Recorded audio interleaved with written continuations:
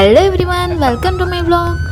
ચોટીલા માતાના સુંદર દર્શન કર્યા પછી લગભગ 2 કલાકનું ટ્રાવેલિંગ કરીને અમે પહોંચી ગયા છીએ સારંગપુર. અને અત્યારે બપોરના 1:45 વાગ્યા છે. રસ્તામાં વાતો કરતાં કરતાં સમય ક્યાં પસાર થઈ ગયો ખબર જ ના પડી. આ સારંગપુર હનુમાનજી મંદિર એ કિંગ ઓફ સારંગપુર તરીકે ખૂબ જ જાણીતું છે. તો ચાલો જઈએ દર્શન કરવા માટે. And here is the king of Sarangpur.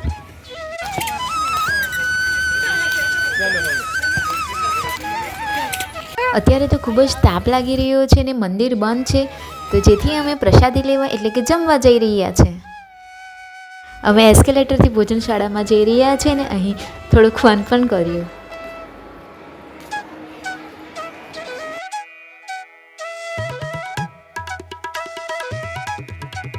તમે જોઈ શકો છો કે આ ભોજનશાળા ખરેખર ખૂબ જ મોટી છે. હજારો લોકો એકસાથે બેસીને ભોજન કરી શકે એવી સુંદર વ્યવસ્થા છે. અમે પણ અહીં પ્લેટ લઈને પછી ભોજન પ્રસાદી લઈ લીધી. સાચી કહું તો પ્રસાદી લેવાનો મોકો નસીબવાળાને જ મળે, અને આજે અમને પણ આ સૌભાગ્ય મળ્યું છે. આ પ્રસાદી લેતા મનમાં ખરેખર એક અલગ જ શાંતિ અને આનંદનો અનુભવ થાય છે. અહીંનું વાતાવરણ પણ એટલું શાંત અને પવિત્ર લાગે છે કે મન ખરેખર પ્રસન્ન થઈ જાય છે. અને આ ભોજન પ્રસાદી બિલકુલ ફ્રીમાં છે, એ દાદાની કૃપા છે.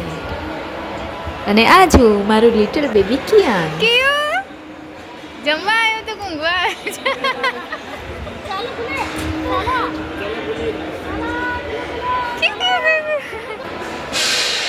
અને ફરીથી આ એસ્કેલેટરમાં પહેલાં તો ડરતા ડરતા ગયા, પણ પછી ખૂબ જ મજા આવી ગઈ. સાચી કહું તો આ એસ્કેલેટરમાં જવાની મજા એ આ યાત્રાનો નાનો પણ એક મજાનો અનુભવ બની ગયો.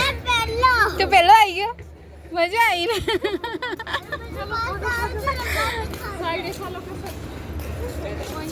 હાલ તો મંદિર બંધ છે એટલે અમે થોડો સમય બેઠા છે, આરામ કરી રહ્યા છીએ. અને આ જમ્યા પછીનો સમય આરામ માટે પણ સારો છે. તો અહીં બેસીને આસપાસનું વાતાવરણ જોવું એ ખૂબ જ સરસ લાગે છે અને શાંતિનો અનુભવ થાય છે. થોડા સમય પહેલાં મંદિર બંધ હતું, જે હવે ખુલી ગયું છે. તો અમે જઈ રહ્યા છીએ હનુમાનજીના દર્શન કરવા માટે.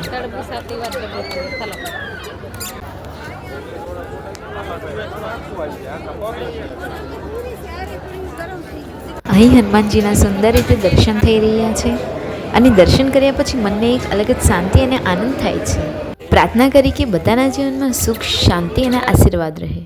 અને આ હનુમાનજીના મુખ્ય મંદિરની બાજુમાં છે.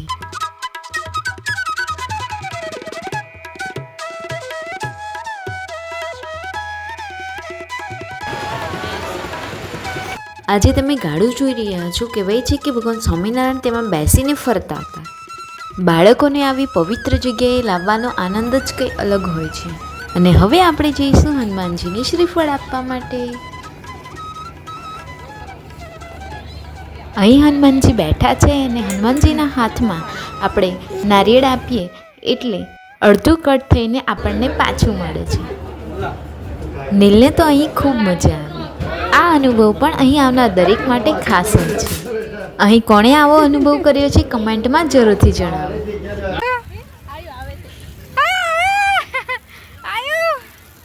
અહીં તમે જોઈ શકો છો સારંગપુરના હનુમાનજીનો વિશાળ સ્ટેચ્યુ.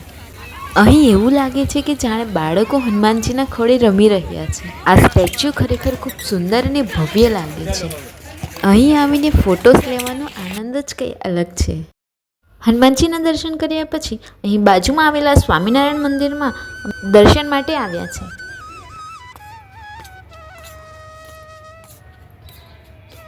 અહીં જે મંદિર દેખાઈ રહ્યું છે એ પ્રમુખ સ્વામી મહારાજનું સ્મૃતિ મંદિર છે. તો ચાલો હવે અહીં થોડું ફરીએ અને આ સુંદર જગ્યાને નજીકથી જોઈએ.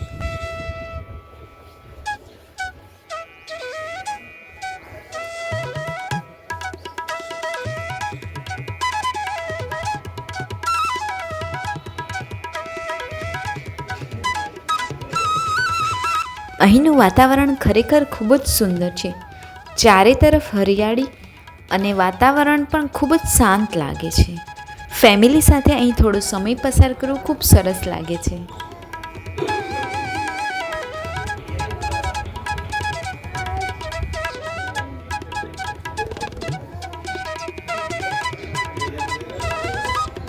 અહીં ભાઈનો ફોન આવેલો છે અને જે વાત કરી રહ્યા છે વિડીયો કોલ દ્વારા.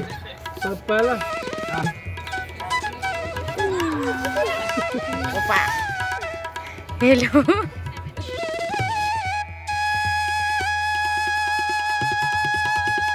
અત્યારે લગભગ સાંજના 5 વાગ્યા છે અને અમે સારંગપુરથી ભાવનગર તરફ જઈ રહ્યા છીએ, જ્યાં મારા ફોઈ રહે છે. આ ભાવનગર જવાનું તો અમારું એકદમ અનપ્લાન ટ્રીપ બની ગયું. રાત્રિ રોકાયા પછી લગભગ સવારે 7 વાગે બધાને બાય બાય કહીને અમે જઈ રહ્યા છીએ ખંભાત. મને શરૂઆતમાં એવું લાગતું હતું કે નાના બાળકોને લઈને આવવું થોડું અઘરું હશે, પરંતુ આ દાદાના દરબારમાં આવીને બધું જ સરળ થઈ ગયું. આ નાના બાળકોએ અમને જરાય હેરાન કર્યા નથી અને ખૂબ શાંતિથી અમારી સફર પૂર્ણ થઈ. જો તમને આ વિડીયો સારો લાગે તો લાઈક કરો, શેર કરો, કમેન્ટ કરો અને ચેનલ સબસ્ક્રાઈબ કરવાનું પહોંચી જ ગયા તું જો તો ખરું તો.